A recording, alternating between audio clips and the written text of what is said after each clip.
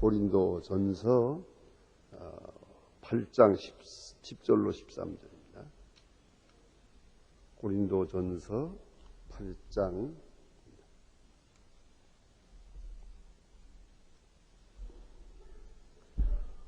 고린도전서 8장 10절로부터 13절까지입니다.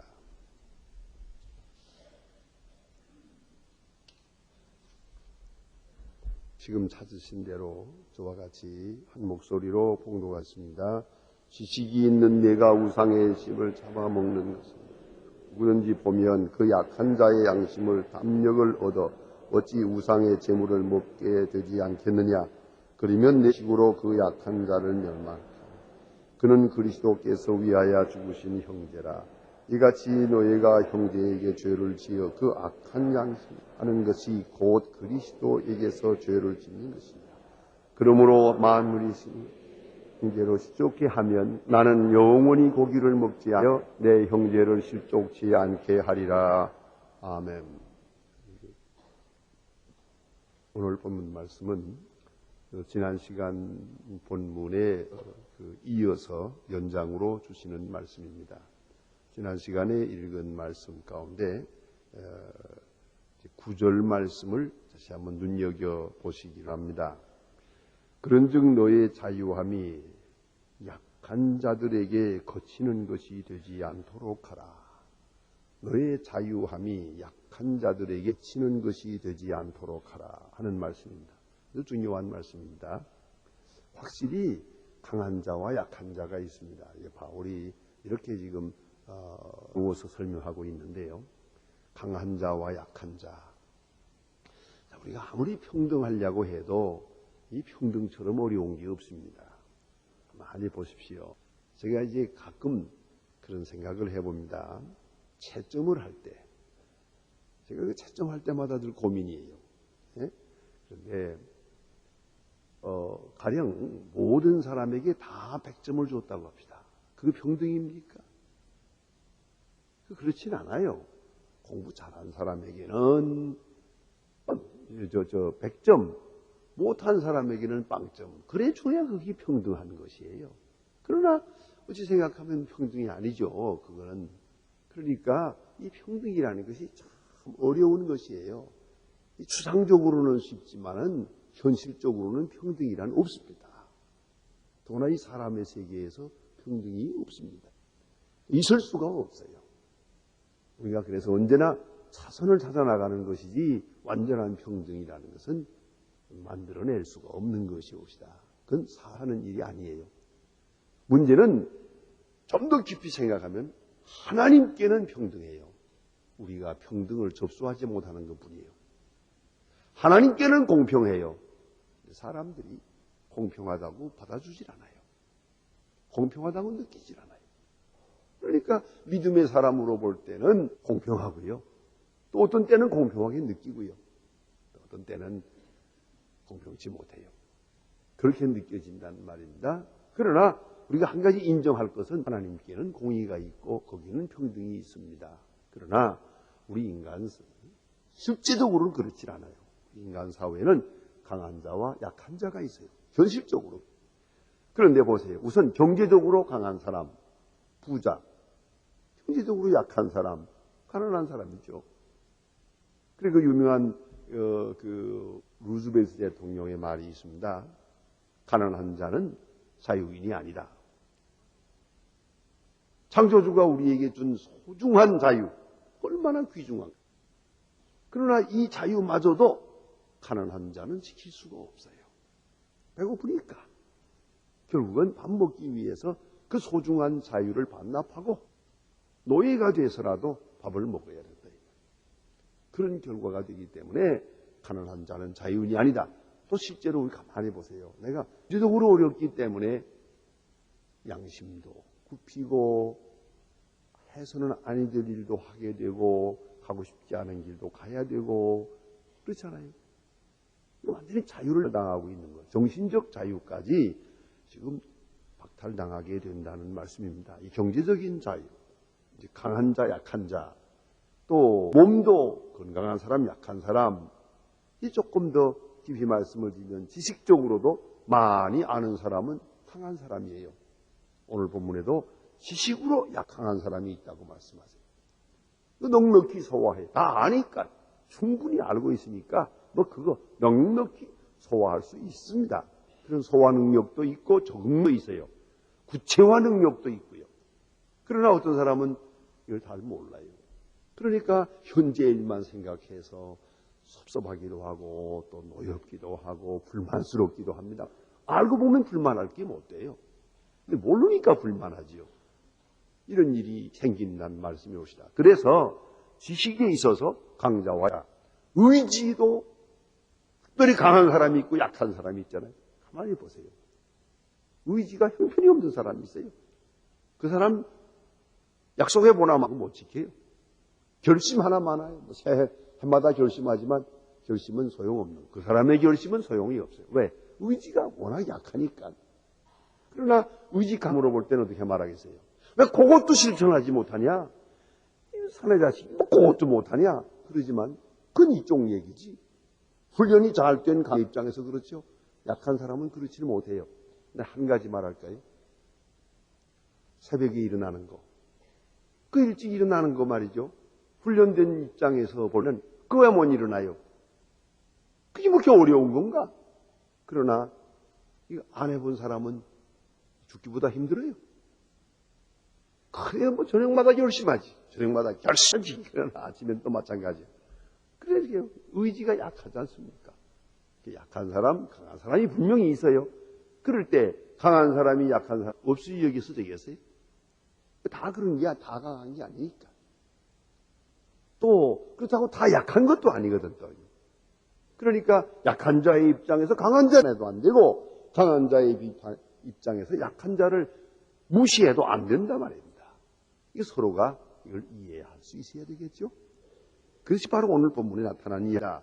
또 감성도 약한 사람이 있어요. 그런 면에서 여자는 눈물이 많아요. 조금만 하면 눈물이 쏙 나와요. 약한 그릇이란 말이에요. 감성적으로도 약한, 강한 사람도 있고 또 믿음도 강한 사람, 약한 사람. 자, 이렇게 여러 가지 면에서 강자와 약자가 있다. 이 현실적으로 이것을 인정을 해야 됩니다. 자, 그러면 어떻게 해야 되겠느냐? 이제 로마서 15장 1절에 보면 우리 강한 자가 마땅히 연약한 자의 약점을 담당하고 있어요. 어느 쪽에서 양보해야 되겠어요?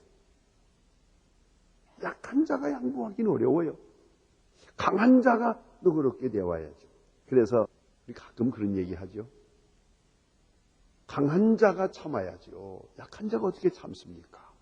약한 자는 참을 수가 없어요. 그 참 자체가 굴욕이니까요. 죽을 지경이니 강한 자가 참아야겠는데, 그래서 뒤집어 말하면 무슨 말인고 하니 참는 자가 강한 자예요. 여유가 있어요. 의지적으로, 지식적으로나 또 혹은 그 감성적으로나 넉넉해요. 이 감성지수가 높으면 이해하기가 쉬워요. 뭐 그까지 정도 참을 수 있어요. 넉넉히 이해할 수 있고 소화할 수 있어요. 그러나 약한 자는 견디기가 어려워요. 민감하고. 이건 지금 스스로 설 수가 없는 사람이란 말이에요. 조금만 건드리면 쓰러져요. 자, 이렇게 된다면 양쪽에서 볼 때 어느 쪽이 이해해야 되겠는가? 그렇죠? 자, 경제적으로도 보면 있는 사람이 참아야지. 없는 사람 참으라고 할 수가 없지요. 여러분 잘 아시잖아요. 유행을 누가 따라갑니까? 유행을 열심히 따라다니는 건 가난한 사람이에요. 가난한 사람은 혹 누가 날 없이 여길까 해서 그래서 좋은 옷을 입어보려고 무척이나 애를 쓰지만은 돈 많은 사람은 옷 안 사 입어요. 아무 때나 필요하면 사 입으면 되지 뭐. 은행에 한번 갔다 오면 돼. 그러잖아요. 그 사람은 굳이 그 따라가면서 입을 것도 없잖아요. 그가 있죠. 오히려 돈 많은 사람은 경제적으로 돈 쓴다는 걸 참을 수가 있어요. 참는 것만큼 돈이 남아있으니까요. 그러나 경제적으로 어려운 사람이 참기가 어렵습니다. 그래서 더 유행에도 민감할 수밖에 없다는 거예요. 자, 그렇죠. 그래서 여기 보니 강한 자가 연약한 자의 약점을 감당하고 그랬어요. 여기서 우리가 어느 정도 강한 자가 자제해야 될 일이 많아요. 가끔 보세요. 여러분, 눈치 없이 말이죠. 아무 때나 그래서 자기 자식 자랑하는 사람이 있어요. 저쪽 집에는 지금 아이가 없는 집인데 그 앞에 놓고서 자랑하면 그게 되겠어요? 우리 교인들 지내는 걸 가만히 보니까 오랫동안 같이 지내면서 아주 재미있는 게 많아요.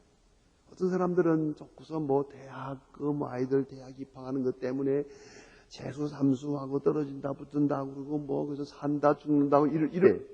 한쪽에서는 또, 아이고, 고등학교 입시만 좀 돼도 좋겠다. 그것만 돼도 소원이 없겠대요. 이쪽은 또 그래요. 고등학교 입학만 해도 소원이 없겠대요. 또 그런가 하면, 또 조금 밑에서는 아주 수채 전응아를 가지고 있는 부모들은 학교만 다녀도 좋겠대요. 이 사람 가지가지예요. 그러니 우리가 생각해 보세요. 지금 여기에 전응아가 있는 집, 이런 정신적으로 밤지체 박야가, 정신 박야가가 있는데 그런 부모가 있는 자 앞에서 아이고, 대학을 못 가서 걱정이에요. 그러면 어떻게 돼요, 이거 지금? 삼수, 사수. 그 아무리 얘기해도 귀에 들어오지도 않아요. 그렇지 않아요? 그러니까 강한 자가 참아야 돼요. 조심해야 돼요. 자랑이라는 게 아무 때나 하는 게 아니에요. 하고 싶은 말 다 하고서 하는 거 아니에요. 적어도 우리가 가만히 생각해 봐야죠. 그래서 우리 교인들 보니까 어떤 구역에서 어느 아이는 대학에 입학을 했고 어느 아이는 떨어졌어요. 근데 입학한 사람이 입학했다는 말을 못해요. 가만히 있어요. 죽은 듯이. 왜요? 떨어지시니까. 마음 아플까봐.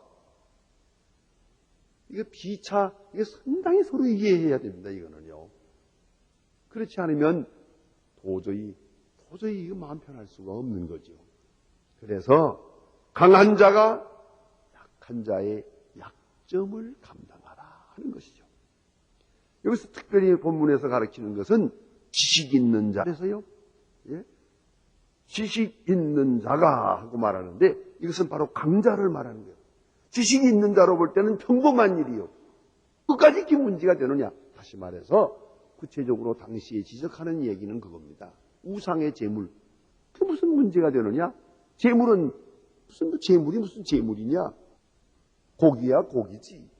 다 하나님이 만드신 거요. 하나님이 우리에게 주시는 거예요. 감사함으로 먹으면 됐지. 뭘 그걸 가지고 우상의 재물이냐 뭐냐 그거 신경 쓸 건 뭐 있나? 이게 밀어붙이는 거예요. 그건 맞아요. 그러나 이렇게 소화할 수 있는 소화 능력이 있는가 하면 어떤 분은 없어요. 딱 먹자마자 저거 보고서 우상의 재물이다 하는 순간 깨름직해요. 깨름직하고 그거 먹으면 소화도 안 돼. 그리고 우상의 제사에 참여한 것 같고 또 영 기분이 좋지 않고 불안하고 잠도 못 자고 이러잖아요. 신앙의 절조를 굳힌 것 같아서 영 좋지 않아요. 이렇게 되면 큰 낭패거든요. 그래서 지식 있는 자가 약한 자. 우상의 재물을 먹을 수 없고 재물이라고 하면은 꺼려하는 이런 양심이 약한 이 사람을 너희가 참아야 되겠다. 그래서 오늘 아주 귀한 말씀이 있습니다. 내 지식으로라는 말이 나와요. 11절에. 그러면 내 지식으로 약한 자가 멸망하나니 내 지식으로 내 지식 각각 내 지식이 있어요. 내 지식을 내가 고집하고 스스로 내 지식을 주장하고 있는 동안 이로 인해 약한 자가 시험을 받게 된다. 넘어지게 된다. 그러면 되겠냐 그거죠. 그러니까 알지만은 모른 척도 할 줄 알고 강하지만 강함을 주장하지 말아야 되고 나는 넉넉히 그거 아무것도 아니지만 내게는 아무것도 아니지만 아무것도 아니라는 말을 해서는 안 된다는 거예요. 왜요? 약한 자의 형편을 우리가 이해해야 되니까. 처음 믿는 사람의 마음을 이해해야 되니까. 예? 지식이 부족함의 그 형편을 우리가 충분히 수용할 수 있는 자세가 있어야 된다. 그러니까 옳다고 다 옳은 게 아니에요. 내게는 옳지만 저분에게는 옳지 않아요. 그러면 나는 옳지 않은 편을 택해야 된다 이 말입니다. 나는 먹을 수 있어요. 저분은 먹을 수가 없어요. 그러면 나도 먹지 말아야 한다는 얘기가 됩니다. 이것이 덕이요, 이것이 사랑이라는 말입니다. 그래서 오늘 사도 바울은 개인적으로 마지막에 참 유명한 간증을 합니다. 만일 식물이 내 형제로 실족해 하면 나는 영히 고기를 먹지 아니하여 내 형제를 실족치 않게 하리라. 이 문제 가지고 토론이 많습니다. 정말 사도 바울이 고기 안 먹었다는 얘기인가? 먹었다는 얘기인가? 어떻게 느껴집니까? 여기 이 말씀은 먹었다 안 먹었다에 중요한 게 아니에요. 만에 중요한 건 이거예요. 만일에 내가 고기를 먹어서 이것 때문에 그 소중한 그리스도인이 그 처음 믿는 사람이 낙심하게 되고 실족된다면 그까짓 거 영원히 안 먹겠다 그랬어요. 영원히. 에이스톤 에이스톤 아라고 하는 말은 정말 영원이라는 말인데 보통으로는 절대라고 번역합니다. 이건 직역을 했는데 절대적으로 안 하는 거예요. 뭐 거기 무슨 영혼까지 가겠어요. 이거는 번역을 영혼이라기보다 절대적으로라고 번역하는 편이 더 합당한 번역이라고 생각합니다. 어쨌든 나는 내가 고기를 먹는 것으로 해서 연약한 믿음을 가진 사람이 실족한다면 나는 영원히 먹지 않겠다. 그까지 안 먹으면 되지 않니? 예? 그만큼 내가 스스로 내 자유를 자제하겠다는 거예요. 자, 여러분 이 원리를 놓고 생각해 보세요. 내가 하고 싶은 말, 하고 싶은 일, 내가 입을 수 있는 옷, 내가 할 수 있는 것 자제해야죠. 저 사람을 위해서, 약한 자를 위해서. 참 어려워요. 참 뭐 지금 우리 교회에서 제가 신방을 못하니까 옛날 얘기가 됐습니다만은 전에 제가 인천에서 목회할 때 한 30년 전에 신방 많이 할 때요. 하루에 34집 신방했거든요. 새벽 기도에 바로 나가서 신방을 해서 저녁 먹고 돌아올 때까지 했어요. 신방을 많이 다니면서 보는데 그때마다요. 신방 갈 때 입는 옷이 따로 있었어요. 왜냐하면 가난한 집에 가야 되니까요. 가난한 집에 들어가서 일할 때 옷이 너무 깨끗하면 안 돼요. 그 어떤 집에는 방바닥에서 흙이 나와요. 이렇게. 거기 앉았다 일어나면 여기 배기가 묻어요. 그거 내가 이렇게 툭툭 털면은요 다시 교회 안 나와요. 그러니까 그 집에 들어가서는 그 흙 있는 데가 또 앉아서 괜찮습니다. 낡은 옷 괜찮아요. 이러고 앉았어야지 천연스럽게. 이걸 그 앞에서 문간에서 툭툭 털면서 나오면은요 그 집 교인 다시 안 나옵니다. 자, 이거 얼마나 어려워요. 뭐 난 남자니까 또 그렇지만 여전도 사람들 신방 많이 하는데 참 옷 입는 게 어렵다고. 자, 어떤 집에는 좀 너무 추하게 입고 가도 안 되고 또 가난한 집에는 너무 잘 입고 가면 안 되고 그러니 옷 두 가지 가지고 다닐 수도 없고 이렇잖아요. 그거는 옷이고요. 눈에 보이는 거고 보이지 않는 면으로 생각해 보세요. 보이지 않는 말 한마디가 얼마나 중요한데요. 나로서는 이런 말 할 수 있어요. 당연히. 그러나 그렇게 말해서는 안 돼요. 제가 한번 그런 겪은 일이 있어요. 딱 들었었는데 같이 갔던 장로님이 좀 말씀이 좀 신분이에요. 생각 없이 하는 말씀을 좀 많이 해요. 딱 들었었는데 그 권찰님이 말하기를 아이고 아주머니 요새 교회 잘 안 나온 것 같아요 하고 얘기해요. 내가 몇 주일 빠졌어요. 우리가 넉 주일 빠졌대요. 그렇게 장사하는데 매일 장사하다 하루하루 살다 보니까 이렇게 어려워요. 그랬다고요.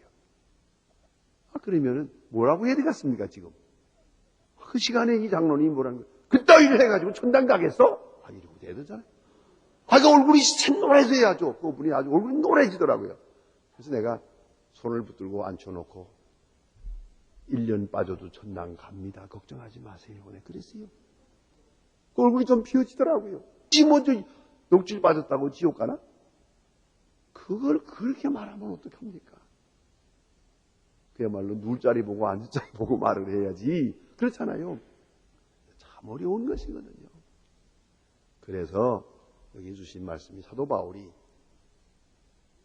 내 자유를 내 스스로 제한한. 그래서 만일에 내가 고기 먹는 일로 인해서 누가 실족게 된다면 영원히 먹지 아니하리라. 그만큼 단호하게 실족해 하는 것, 실족해 하는 올무, 그런 걸림돌 이런 것을 절대로 두지 않겠다는 거예요. 내가 희생하고 내가 까짓 거 안 먹고 내가 좀 손해보아서 될 수 있는 일이라면야 뭘 못하겠냐는 거죠. 이건 참 굉장히 중요한 그리스도인의 윤리입니다. 내 스스로 자제할 줄 알아야 된다는 걸 꼭 기억해야 합니다. 내가 옳다고 다 옳은 게 아니요. 반드시 기준을 어디다 둬야 되겠는가를 제어합니다. 특별히 오늘은 여기서 주장하는 말씀 가운데 아주 요점이 뭐냐 하면은 그리스도께서 위하여 죽으신 형제라 그랬어요. 내가 실족게 하는 자가 누구냐? 바로 그리스도께서 위하여 죽으신 형제. 그 형제라는 말이 참 중요한 것이에요. 참 재미있는 얘기가 하나 있는데요. 어떤 두 사람이 별로 그렇게 친한 사이는 아닙니다. 그러나 두 사람이 함께 여행을 하게 되는데 오솔길에서 지나가다 멀리 여행을 하다가 오솔길에서 값비싼 보석이 가득 든 볼을 한 사람이 주웠어요.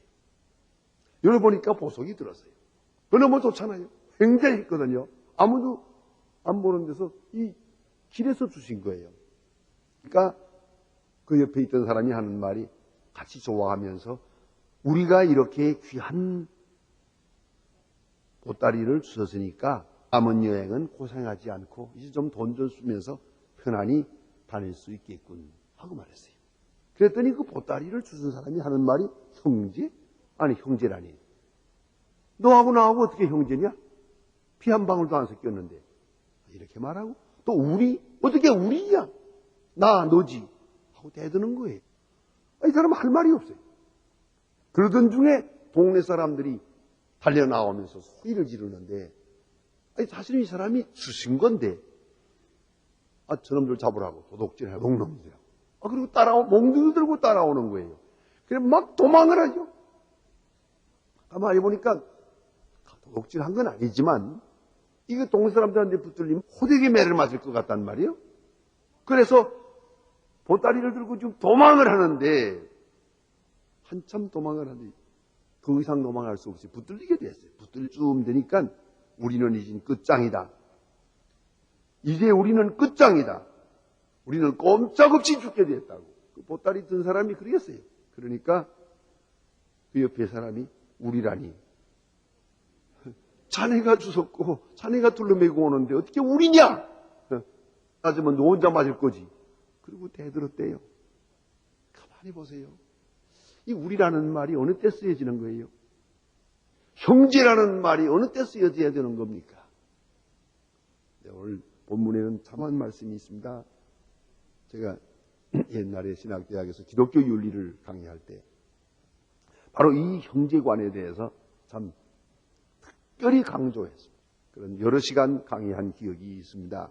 그게 가장 중요한 요절이 여기 본문에 나타나 있습니다. 본문 8장 11절과 로마서 4장 15절 이 두 절은 대단히 중요한 그리스도인의 윤리관을 말해줍니다. 본문에서 보세요. 그리스도께서 위하여 죽으신 형제라. 그리스도께서 위하여 죽으신 형제 이렇게 말했고요. 로마서 14장 15절에 보면 그리스도께서 대신하여 죽으신 형제. 딱 두 번 말합니다.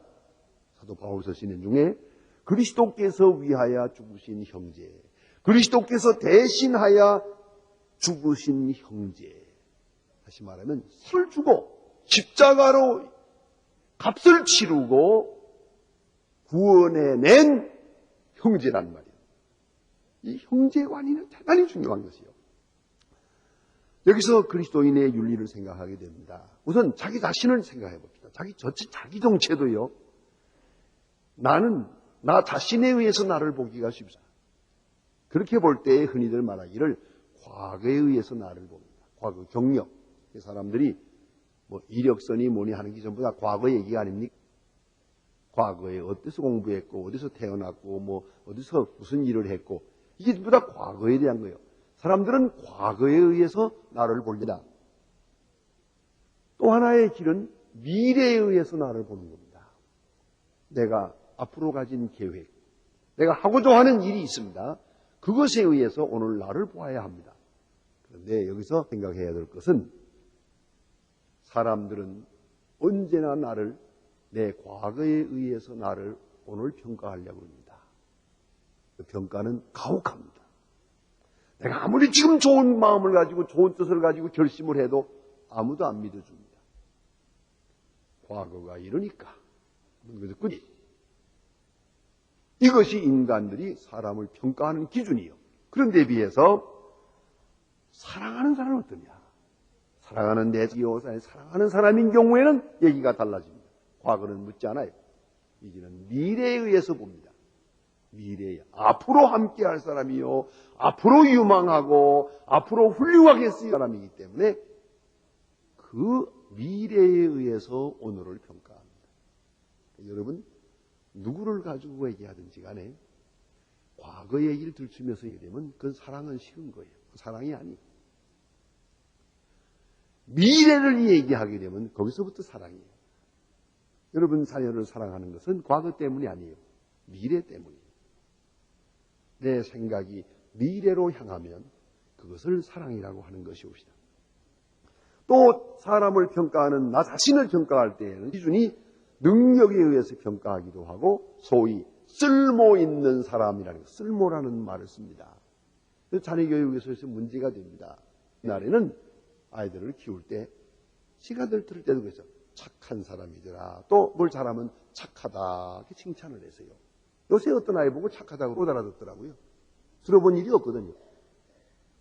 그리고는 꼭 하는 말은 쓸모 있는 사람, 유능한 사람. 쓸모 유능하니까 쓸모도 없고 유능도 하지 않으면 죽어야지. 이 사람을 죽이는 거예요. 이래서 인류대학을 못 가면 사나마나한 거예요. 쓸모없을 거니까. 싹시 노랗다. 그렇잖아요. 어렸을 때 들은 말 자체가 얼마나 중요한지 몰라요. 잘 살고 못 살고 유능하고 못하고 뭐 사회에 공헌하고 못하고 그게 뭐 중요해요. 공헌해봐야 별것도 아닌 거. 대단한 거 아니에요. 중요한 건 진실하게 착하게 이게 중요하죠. 어렸을 때부터 착한 사람이 되라, 정직한 사람이 되라, 진실한 사람이 되라, 이렇게 성실한 사람이 이렇게 가르쳤어야 되는데 그 말은 들어본 일이 없대요. 공부 잘해라, 출세해라, 출세 못할 바엔 죽어라 그랬단 말이에요.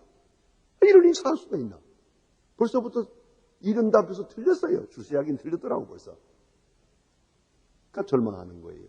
이건 대단히 중요한 문제입니다. 이런 평가 기준이 바로 사람을 죽이는 거예요. 그 바른 평가가 아니에요.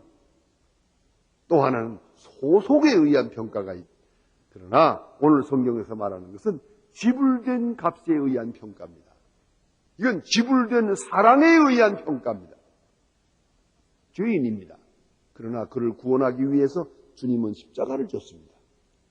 그렇다면 그 십자가 안에서 이 사람이 얼마나 큰 죄인이라는 것을 평가할 수 있고, 왜냐하면 십자가에 죽어야만 구원할 수 있는 사람이니까. 또 하나는 십자가에 대신 죽을 만한 가치에 대해요. 엄청난 값이 이 사람에게 있는 거예요. 그렇기 때문에 십자가를 보고 이 사람을 보는 거예요. 그걸 잊지 말아야 합니다. 내가 여기에 심리학적인 얘기를 한 말씀 드립니다. 여러분 무슨 물건을 가지고 있어요? 근데 물건을 살 때 너무 많이 깎지 마세요. 그 왜냐하면은 그거 돈 지불한 만큼 그것을 소중히 여길 수가 있기 때문이에요. 싸구려로 산 것은 싼 거예요. 비싸게 산 것은 귀한 거예요. 값이 거기에 있는 거예요. 뭐 별거 아니에요. 옷 같은 거라도 돈을 많이 주고 또 그것을 얻기 위해서 내가 수고를 많이 해왔고 이랬다면은 그건 중요한 것이에요. 그러나 쉽게 얻어지고 또 어떻게 가서 뭐 흥정해가지고 한 절반으로 깎아서 산 거, 그건 소중히 여길 수가 없어요. 그건 곧 내버리게 된단 말이에요. 아주 중요한 것이에요. 그래서 주께서 우리를 위하여 죽으셨다 하는 이 엄청난 사건 안에서 우리가 나중을 보아야 됩니다. 나는 그 탕자 비유에서 이 진리를 찾을 수 있다고 생각합니다. 탕자가 돌아올 때 생각합니다. 스스로 평가하지 않습니까? 나는 죄인입니다. 아버지와 하늘에 죄를 지었습니다. 아무 쓸모도 없습니다. 그가 말하기를 모순의 하나로 대해 주십시오 하고 말합니다만은 사람 뭘 잘 모르고 계세요. 모순도 아무나 하는 게 아니에요. 해본 사람이 하는 거지. 얼마 전에 보니까 우리 목사님 피아노를 옮겨놓다가 삐걱해가지고 허리가 다쳐가지고서 입원하는 걸 보았어요. 그래서 내가 그랬어요. 피아노는 아무나 드나 그것도? 들어본 사람이 드는 거지. 그거 드는 것도 기술적으로 들어야 되는 거예요. 허리를 굽히고 들면 절대로 안 되는 거예요. 뻗떡 서가지고 직선으로 서서 이렇게 들어야지. 굽혔다가는 그건 삐걱하고 마는 거예요. 그거요. 만사가 기술이 필요하고 경험이 필요해요. 먹는다고 되나요? 그런데 난 그거 탕자가 돌아오면서 모순이 되겠습니다. 나 같으면 야 이놈아 모순 아무나 되는 줄 아냐? 그러잖아요. 그러나 이 사람 쓸모없는 사람이에요. 이 부잣집 아들이라는 게 원래 쓸 거 없거든요. 그런데 자기 자신을 볼 때는 이런데 돌아왔죠. 어떻습니까? 자기 자신을 볼 때는 여기 있을 수도 없고 나가 죽어야 되고 아무 쓸모도 없지만은 아버지의 마음을 실망시킬 수 없어요. 그도 체면을 아는 사람이에요.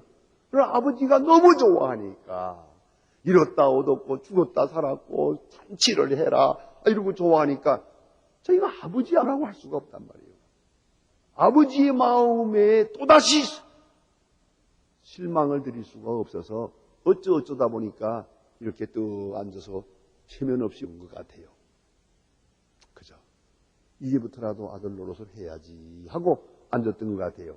그러니까 형님이 못마땅해가지고 저쪽에서 욕하고 있잖아요. 보세요.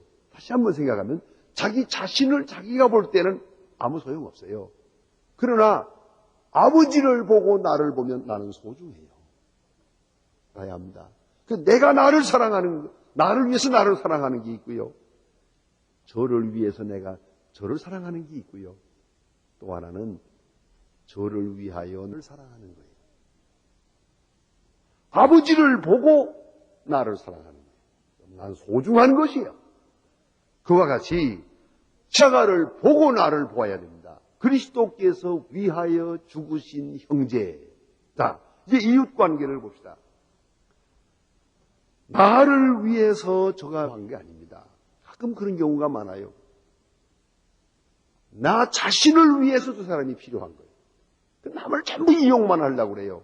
이런 사람은 바른 형관계를 세워나갈 수가 없습니다. 또 하나는 저를 위해서 내가 필요하다고 생각해요. 저를 위해서 내가 필요하다고. 사마리아 사람의 얘기가 그렇습니다. 강도만 합니다. 여기 누워있는데 제사장이 생각합니다. 저 사람을 돕다가는 내가 어떻게 될까? 도울 필요가 없겠어요. 더구나 선한 일이라는 많은 사람 보는 데서 해야 칭찬이라도 듣지. 아무도 못 보는 데서 이거 도와줘봤댔자 신문에도 안 날 것 같아 보니까. 그렇잖아요. 제사장도 그냥 가버렸어요. 한번 상상해 보세요. 만일에 이게 예루살렘 시내 많은 사람들 보는 데서 그렇게 됐다고 하면요. 제사장이 절대 그냥 안 지나갑니다. 손을 딱 긋고 이거 내가 해야 했을 거예요. 그러나 이거 아무도 안 보는 데 있으니까. 저를 돕다가는 내가 어떻게 될까? 이 생각을 먼저 하니까 도울 필요가 없었고, 사마리아 사람은 그게 아니에요. 내가 저 사람을 안 도와주면 저 사람이 어떻게 될까? 죽죠.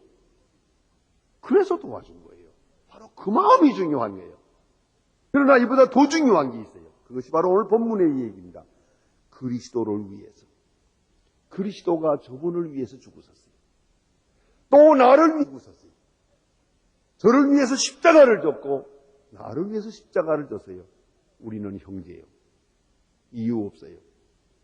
그 사람이 예쁜 것도 아니고 필요한 것도 아니고 쓸모가 있는 것도 아니에요. 문제는 그를 위해서 주님이 죽으셨어요.